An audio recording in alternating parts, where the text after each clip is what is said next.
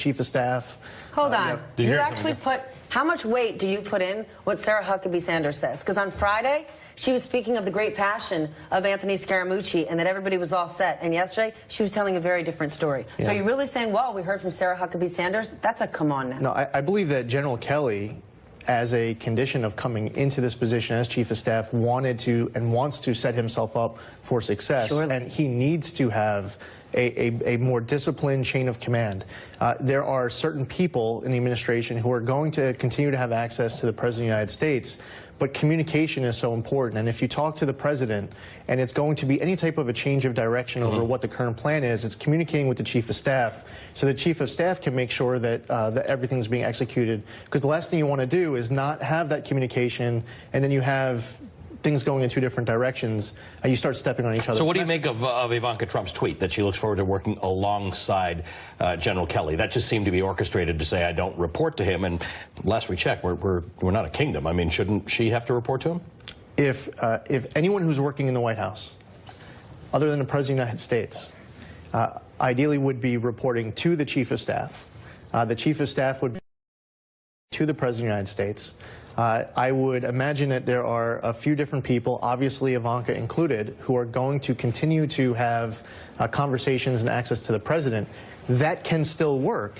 It's just really important to have good communication with the Chief of Staff because you don't want things going in two different directions. Congressman, you don't want to have to answer these questions. You are on the Financial Services Committee. You want to talk about tax reform. You want to talk about health care. You want to talk about the people from the state of New York. So for you, do you want Ivanka and Jared working in the White House? Do you want to have to answer these questions about those two? If the President of the United States... I'm asking, yes, you want, sure. You want those two working in the... Why do you think, as senior advisors to the President, those two individuals can serve the great people of Long Island? You know, I thought you were about to ask me a question about tax reform and all this other stuff. We would love to do that. But we have this nonsense we have to deal with every day. I'd love Let's do it. You know, we talk about this stuff in our downtime. We love it. That's my jam. But why do the people who voted for you, why should they want Ivanka and Jared in the White House? Well, first off, I happen to come from a district that voted very heavily for President Trump, and they want him to be successful. Hopefully people who didn't vote for President Trump as well want the president to be successful, want our country to be successful. And the argument for those two is? I mean, I've had an opportunity to spend some quality time with Ivanka and a little bit of time with Jared as well. I am super impressed with Ivanka Trump. She brings a tremendous amount of intellect and class. She cares about certain issues. So with regard to child care tax credits, about paid family leave. These are issues that when you come out of a Republican primary and you win as a Republican candidate, and with the way the White House is structured, it's a whole other angle of really important pro-family issues. Do you believe a Republican Congress is going to put forward that $25 billion for paid family leave that Ivanka wants in the budget? It hasn't faced appropriations yet, and we're looking at a lot of cuts. Do you think Republicans are going to do that? Well, I would love to see what it looks like first. I mean, beyond just what the cost is. But when you're saying you love that she's doing that, I would think that you would then love to vote for that. I think it's great to have a discussion of how more families, more spouses, more parents can be able to go to work, because many aren't even able to. But we're not talking about discussions over dinner and what you care about. We're talking about lawmaking. Yeah. So you would vote for that? Well, I would like to read the proposal first. But I would love to be able to get to yes on good policy that makes sense. But it's important that you take a great idea, you're inspired to get involved in a topic, you want to put parents in a better position to be able to go out and be able to support their families. But just because it has a good name to it. As much as I appreciate you talking about fine manners and class, as a professional woman and a mother, it's tough for me to stomach someone looking at me and talking about the great class when you have the most senior woman in the White House saying nothing when her father says vicious things about a news anchor with regard to the Access Hollywood tape, so on and so forth. So that statement is just tough to swallow. Yeah, well, Ivanka Trump, she obviously loves her father, has a whole I love mine too. Has a whole other relationship with him beyond the position that she happens to be serving in. If our President of the United States, and one of the great things that Melania and Barron are now in the White House as well, is that it adds something that this president is very comfortable with, to stay grounded with, people he can trust, especially when you're dealing with leaks and you read a new story in the Washington Post. It's nice to have people around you who you have in that the deep East trust Wing, with. where your family should be, but in the West Wing, where senior advisors are? Yeah, but Ivanka Trump is super smart. She is highly capable herself in her own right. She could be a great United States senator if she wanted to be. What are her credentials to be that?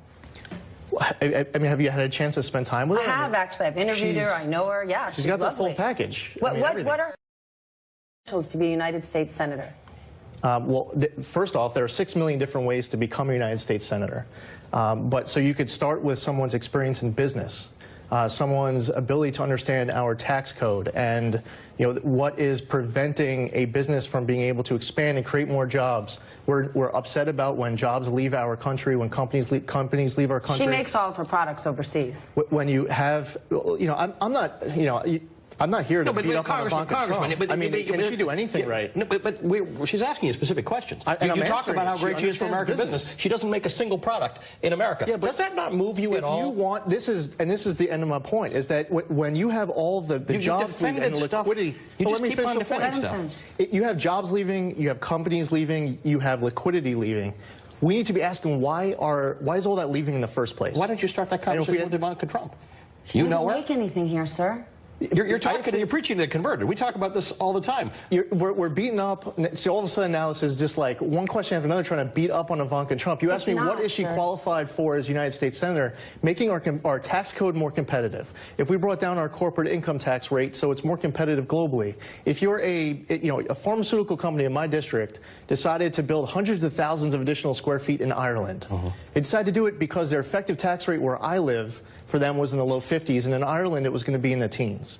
On the tax code, as a businesswoman, she has a tremendous amount of experience. As a great mom, as a great wife, she has great education. She has great ideas on important issues that help families.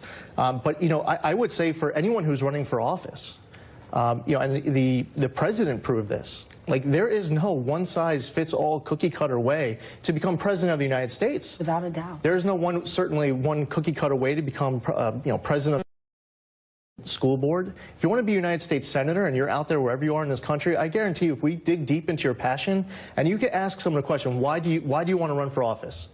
The craziest thing is that most people get asked that question, they get upset, like, why are you trying to stump me? Most people who run for office don't even have an answer to that question. But when you can answer that question, I want to run for United States Senate because I care about my country. I love my country. I want to take care of our veterans. I want to have a strong military. I want to have a better economy. If you're passionate, I don't care if you are a farmer, a dentist, if you're a business owner, or you're serving in your local state Senate. And as a passionate American who, let's say, runs for office out of love of country, do you put your hand in your head and you say, man, why is it that Ivanka's company gets 13 trademarks from China, and then that night she sits next to Xi Jinping for dinner? Why is Jared Kushner's family out there in China peddling visas? Peddling visas? Doesn't that make you put your hand in your head? Let me interrupt.